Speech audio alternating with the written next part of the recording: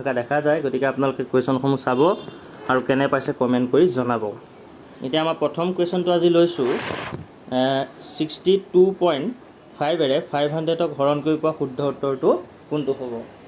এতিয়া ইয়াত আপোনালোকে এটা টেকনিক ব্যৱহাৰ কৰিব পাৰে। আমি কি কয় যে হৰণ কৰিলে কোনটো সংখ্যা পোৱা যাব সুধিছে, ইয়াতে অপশ্যনবিলাক দেখিছে নিশ্চয়। ইয়াত আমি এটা টেকনিক ব্যৱহাৰ কৰিব পাৰোঁ যে 62.5ৰ লগত ইয়াৰ তলৰ কোনটো সংখ্যা ইনটু কৰিলে 500 হ'ব সেইটো চাই দিলে আমাৰ উত্তৰটো ওলাই যাব। তাৰ কাৰণে আমি এটা পদ্ধতি ইয়াত ব্যৱহাৰ কৰিলোঁ, 9ৰে কৰি চাইছোঁ। 9 × 5 হ'লে 45 হয়। 45 হ'লে এককৰ ঘৰত কি হ'ব 5 হ'ব। 5 আছে আপুনি 5 × 5 কৰিলেও এককৰ ঘৰত 5এ থাকিব। আকৌ 7 × 5 কৰিলেও এককৰ ঘৰত 5এ থাকিব।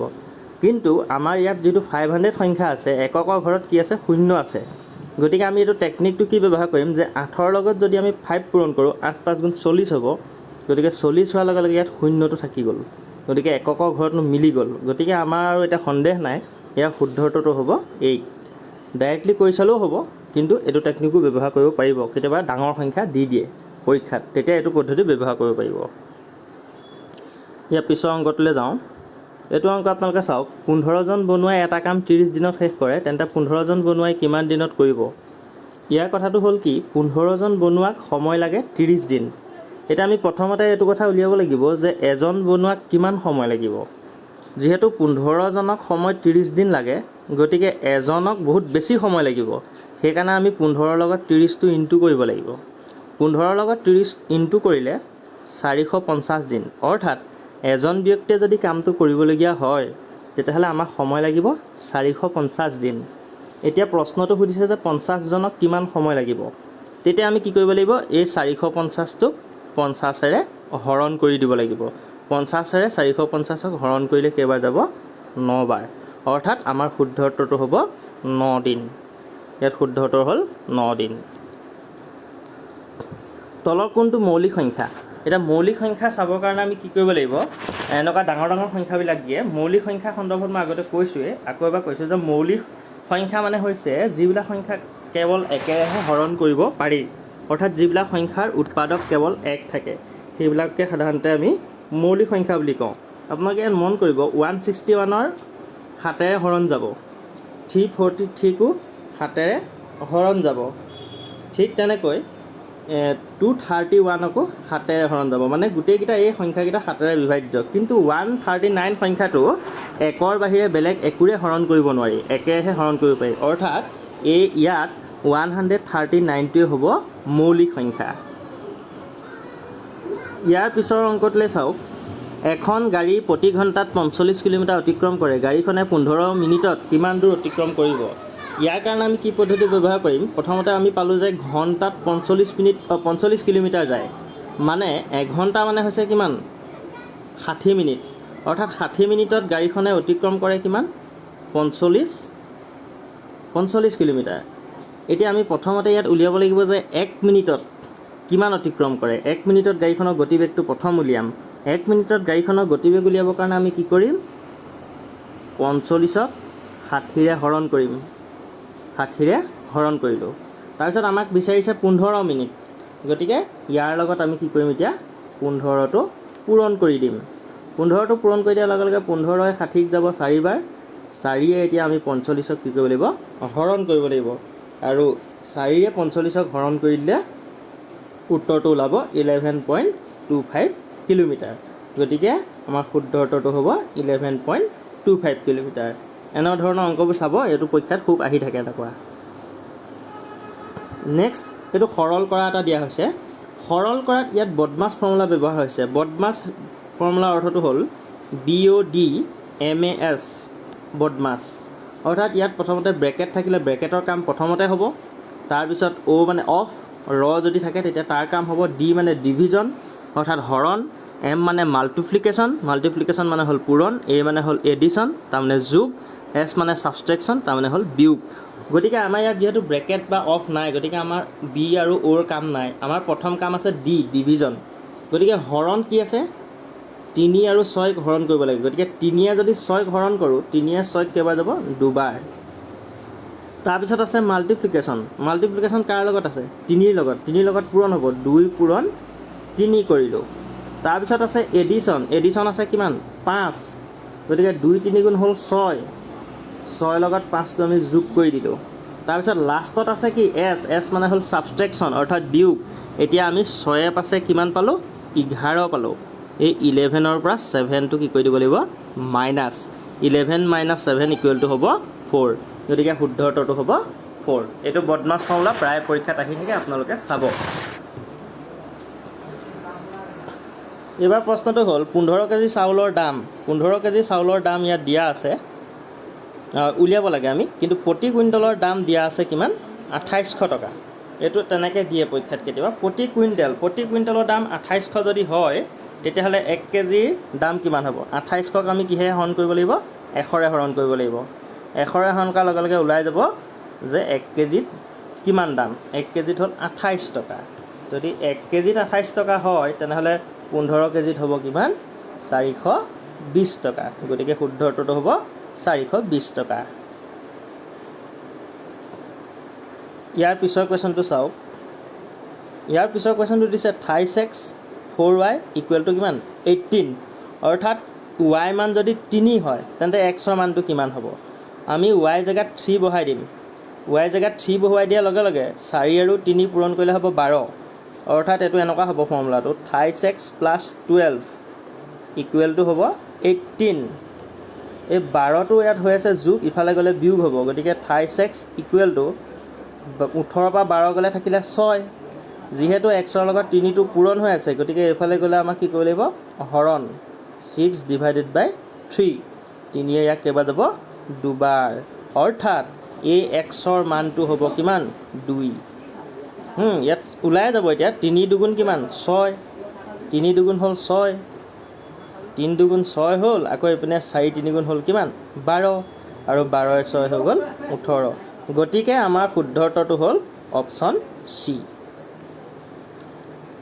এইবাৰ আমি 8 নম্বৰ কুৱেশ্যনলৈ গৈছোঁ। 8 নম্বৰ কুৱেশ্যনটো চাব, আটাইতকৈ ডাঙৰ সংখ্যা কোনটো এইটো জানিবৰ কাৰণে আপোনালোকক দিলোঁ। ইয়াতে বহুতে ক'ব যে এইটো ডাঙৰ বুলি ক'ব, কিন্তু মনত ৰাখিব আপোনালোকে মাইনাছত সদায় মাইনাছ চিন যদি থাকে, তেতিয়া প্ৰথমতে যিটো থাকে সেইটোৱে আটাইতকৈ ডাঙৰ সংখ্যা। প্ৰথমতে মানে কি -1টোৱে হ'ব সকলোতকৈ ডাঙৰ। এনেই যদি আমি মাইনাছ চিনটো নাথাকিলেহেঁতেন, মানে আপোনালোকে ওলোটা কৰি দিব কথাটো। এতিয়া মাইনাছ চিনটো যদি নাথাকিলেহেঁতেন, তেতিয়া আমাৰ এটাতো যদি মাইনাছ চিন নাথাকে, তেতিয়া 11টোৱে হ'ব আটাইতকৈ ডাঙৰ সংখ্যা। গতিকে ইয়াত যিহেতু মাইনাছ আছে, গতিকে ইয়াত আটাইতকৈ ডাঙৰ সংখ্যাটো আমি ওলোটাকৈ চাম। তাৰমানে আটাইতকৈ মাইনাছ চিনটো যেনিবা নাই, তেতিয়া আটাইতকৈ সৰু সংখ্যা 1 হ'ব। যিহেতু মাইনাছ চিন আছে, গতিকে এতিয়া কি হ'ব আটাইতকৈ ডাঙৰ সংখ্যাটো হ'ব -1। বুজি পালেনে বাৰু? নেক্সট এই অংকটো চাব। দেশৰ মুঠ জনসংখ্যাৰ 40% কি দিছে মহিলা। মুঠ জনসংখ্যাৰ 40% আছে মহিলা, আৰু জনসংখ্যাটো দিয়া আছে 7,45,53,495। 7,45,53,495। তেতিয়াহ'লে ইয়াৰ 40% উলিয়াব লাগিব। তাৰমানে সেইটো কাৰণে আমি কি কৰিম, এই সংখ্যাটো যিটো দিয়া আছে সংখ্যাটো পাতি ল'লোঁ।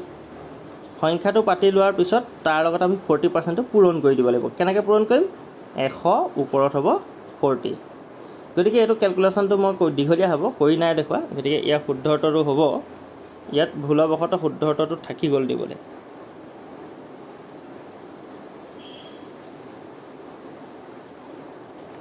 ৰ'ব, শুদ্ধ উত্তৰটো আমি উলিয়াই দিছোঁ, হ'লেও ইয়াত ভুলবশতঃ থাকি গৈছে নেকি চাইছোঁ যে কিমান হ'ব। এই শুদ্ধ উত্তৰটো থাকি গ'ল। আপোনালোকে অংকটো তেনেকৈ কৰিব। ইয়াত ননটোতে এতিয়া আমি ৰাইট দিব লাগিব, কাৰণ শুদ্ধ উত্তৰটো ইয়াত অপশ্যনত দেখা পোৱা নাই। মহিলাৰ জনসংখ্যা কিমান একোবাৰ কৈ দিছোঁ কথাটো। 7,45,53,495 লগত আমি কি কৰিম 40%টো পূৰণ কৰিম। তেতিয়া পূৰণ কৰাৰ লগে লগে যিটো উত্তৰ ওলাব, উত্তৰটো মই কৈ দিছোঁ 29,821,398 হ'ব। ইমানগৰাকী মহিলা আছে, এইটো উত্তৰটো ইমান ওলাব। ইয়াত অপশ্যনত কিন্তু নাই, ননটোত শুদ্ধ দিব লাগিব, নন। নেক্সট 10 নম্বৰ কুৱেশ্যনলৈ যাওঁ। 10 নম্বৰ কুৱেশ্যনটোত কৈছে কি 233.03 233.03 পৰা কিমান বিয়োগ কৰিলে 78.65 পোৱা যাব। কুৱেশ্যনটো এনেকৈ সুধিছে, কিন্তু ইয়াৰ উত্তৰটো উলিয়াবলৈ একেবাৰে সহজ, এইটোৰ পৰা এইটো বিয়োগ কৰিব লাগিব, এইটোৰ পৰা এইটো বিয়োগ কৰি দিলেই হ'ল। এতিয়া বিয়োগৰ ক্ষেত্ৰত বহুতৰ এইটো কনফিউজ লাগে, এইটো আচলতে নজনা বুলি নহয়, মানে অংকটো কৰি নাথাকিলে বহুতৰ খেলিমেলি লাগে, মই সেইকাৰণেহে দি দিছোঁ পদ্ধতিটো। মানে একদম উজু কথাটো, এনেকুৱা কৰিব লাগে, দশমিকৰ বিয়োগ বা যোগৰ ক্ষেত্ৰত কি কৰিব লাগে, দশমিকৰ তলে তলে আমি দশমিকটো পাতি ল'ব লাগে, আৰু দশমিকৰ তলে তলে পাতি ইয়াক আমি এনেকৈ বিয়োগ কৰিব লাগে, আৰু ইয়াক বিয়োগ কৰি দিলে উত্তৰটো ওলাব 154.38। গতিকে শুদ্ধ উত্তৰটো হ'ব অপশ্যন বি। তলৰ কোনটো সংখ্যা 3ৰে বিভাজ্য? এই কথাটো খুব গুৰুত্বপূৰ্ণ, এইটো এটা প্ৰশ্ন খুব গুৰুত্বপূৰ্ণ, প্ৰায় আহি থাকে। 3ৰে বিভাজ্য কথাটো খুব সুধি থাকে। 3ৰে বিভাজ্য হ'বলৈ হ'লে আমি এটা কামেই কৰিব লাগিব, বহুত ডাঙৰ সংখ্যা দিলেও আমাৰ কোনো প্ৰব্লেম নহয়, টেকনিকটো শিকিব লাগিব। 3ৰে বিভাজ্য কথাটো হ'ল এনেকুৱা, যিবিলাক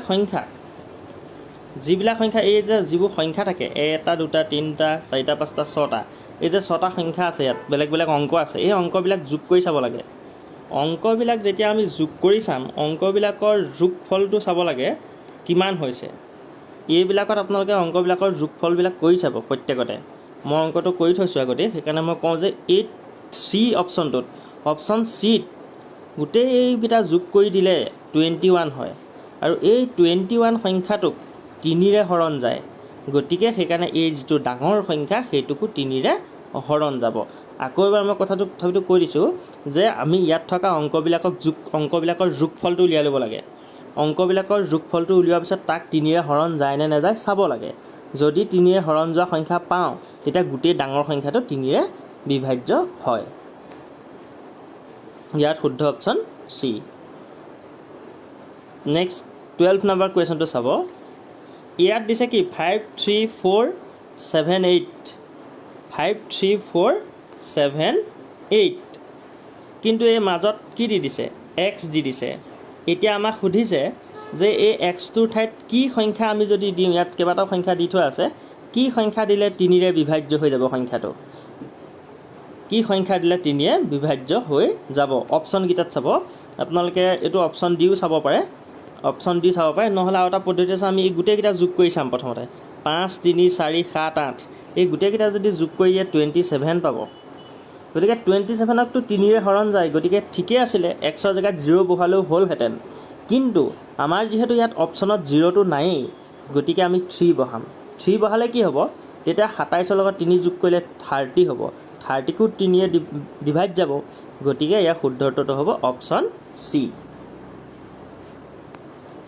এইবাৰ প্ৰশ্নটো চাওক, এনেকৈ কেতিয়াবা দিয়ে 9 × m × 108, অৰ্থাৎ 9ৰ লগত m যদি পূৰণ কৰোঁ তেতিয়া 108 হয়, তেতিয়াহ'লে এমৰ মান কিমান হ'ব?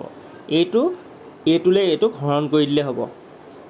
আমি যদি 9ৰে 108ক হৰণ কৰোঁ, হৰণ কৰোঁতে যিটো হৰণফল পাম সেইটোৱে হ'ব এমৰ মান। গতিকে ইয়াত আমি হৰণফল পাম 9ৰে 12 বাৰ যাব, গতিকে ইয়াৰ উত্তৰটো হ'ব এমৰ মান 12। কুৱেশ্যন নম্বৰ 14টো চাব, প্ৰথম 7টা পূৰ্ণ সংখ্যাৰ গড়। এই কথাটো প্ৰথমে আমি জানি ল'ব লাগিব যে পূৰ্ণ সংখ্যাবিলাক কিহৰ পৰা আৰম্ভ হয়। মনত ৰাখিব, পূৰ্ণ সংখ্যা সদায় 0ৰ পৰা আৰম্ভ হয়। গতিকে আমি কি কৰিম, এতিয়া 0ৰ পৰা যোগ কৰিম, 0 1 2 3 4 5, কেইটা হ'ল, 1 2 3 4 5 6, আৰু এটা হ'ব 7। এই 7টা সংখ্যা হ'ল। এই 7টা সংখ্যাক আমি একাধিক ক্ৰমে কি কৰিম, যোগ কৰি ল'ম। একাধিক ক্ৰমে যোগ কৰাৰ পিছত আমি যোগফলটোক 7ৰে হৰণ কৰি দিম। যিহেতু আমাৰ 7টা বুলি কৈছে, গতিকে 7ৰে হৰণ কৰিম, যোগফলটো ওলাব আমাৰ 21। এই গোটেইখিনি যোগ কৰিলে 21 হ'ব, আৰু 21ক আমি 7ৰে হৰণ কৰিব লাগিব। 21ক যদি 7ৰে হৰণ কৰোঁ, উত্তৰটো ওলাব 3।